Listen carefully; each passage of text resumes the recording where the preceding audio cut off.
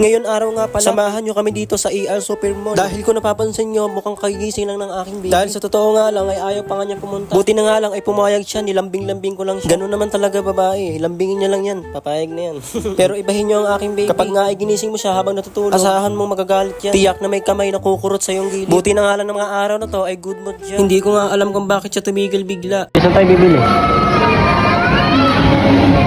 Tinanong ko siya kung saan kami bibili, pero wala sang sinagot. Tanging mga mata lang para bang nagtaray pa. Sabi nga pala niya sa akin, mamaya na nga daw kami bibili ng burger, pagbalik na lang. May pupuntahan daw kami saglit doon sa bandang dulo. Sabi niya sa akin, magtitingin daw kami ng gamit, di ko alam kung ano bang gamit ang gusto niya. Kaya naman wala na akong nagawa ko, hindi sumama na lang. Dahil kapag nagsalita ka, Patyak, nasampal ka talaga. Kaya naman agad-agad ako nanahimik at lumakad na para bang walang narinig. Sa paglalakad namin ay nakakita nga pala kami ng big bag. Sabi ko bumili kami para may pang service kami. Sabi niya sa akin, tumigil daw ako, puro daw ako kalokohan. Kung makikita niyo sa video, talagang nangunguna siya at syempre ako'y pasunod-sunod lamang para akong buntot ng aso. Dahil wala akong magawa, hinamakan ko na lang tong braso ng estatwa. Ang sabi niya sa akin, wag daw akong hawak ng hawak, sa kanya lang daw ako hahawak. At bigla na naman kaming tumigil at nakita niya tong pantalon na to. Sabi nga pala niya sa akin, ito daw ang bagay sa akin na pantalon. Eh hindi naman ako mahihilig sa mga pit. Kapag nga pit ang sinuot ko, hindi nga ako makakagalaw sa pagsayaw ko. Dito nga pala sa part na to, naghahanap nga pala kami dito ng tumbler. Sabi ko nga pala sa kanya, wag na kami dito bumili, mas okay pa sa TikTok. Ang sagot niya sa akin, mukha daw akong TikTok. O diba, lahat ng sasabihin ko mali. Puro na lang siya ang tama, kaya naman nanahimik na lang talaga ako. Nagtingin-tingin din kami dito ng plato. Hindi ko talaga maintindihan kung ano ba talaga yung hinahanap niya. Sabi niya sa akin, tumbler daw, pero nandito kami sa platuhan. Naranasan niyo na bang mamili pero paikot-ikot kayo? Wala na lang talaga ako nagawa kung hindi sumunod at mag-video na lang. O diba, sabi ko sa inyo talagang nangunguna siya, hindi niya talaga ako inaantay. Sa paglalakad namin, nakita ko tong plato, kulay gold. Sabi ko sa kanya, bilhin na natin ito at syempre pwede rin tong isang lot. Pagkatapos namin mag-explore sa loob, agad-agad din naman kami bumalik. Nagugutom daw siya, bibili daw siya ng hotdog. Kaya naman agad-agad kami bumalik. Talagang nahihilo na ako sa ginagawa niya. At namimili nga pala kami kung 38 or 30. Ang pinakamura sa kanila dito ay 22. At nakapag-decide na nga pala kami na 30 na lang kasi buy one take one na siya. Kaya naman nagmadali agad ako mag-order kasi baka magbago ang isip. Alam niyo naman, bagong gising yan. Sinabi ko nga pala kay mama, ang sa kanya ay may cheese, sa akin wag na lagyan ng ketchup kasi hindi ako mahilig sa ketchup. Kaya naman plain lang ito. Sinabi ko nga pala kay mama kasi bilis na baka magbago pa ng isip ng aking baby. Kapag nga hindi nabibili ang gusto niya, ako yung pinapagalitan niya. Kaya naman wala na ako magagawa kundi sumunod at umorder na lang ng tahimik. Lumapit nga pala si ate at syempre sinabi niya yung GCash number. Wala pang ang minutes, luto na agad itong in-order namin. Salamat nga pala kala ate kasi mabilis yung service nila. Dahil sa part na to ay binabalot na nga ni ate. Kasi nakita niya sa mata ko, nagutom na ako. Nagmamadali din kami ng time na to kasi pupunta din kami sa Save More. Kung napapansin niyo sa video ay napakaraming tao. At sa wakas natapos na rin ang pag-aantay ko, naluto na nga rin pala ang hotdog na walang ketchup. Pagkatapos namin magbayad, agad namin tong kinain kasi baka unahan pa kami ng kabila dyan. Hanggang dito na nga lang tong video na to kasi medyo lobat na rin ako. Buti na nga lang ay nakapag-shoot ako kahit papaano. Hindi kasi ako mahilig maglobat. Itong isa mahilig talaga itong maglobat kaya naman ako nag-charge ng cellphone niya.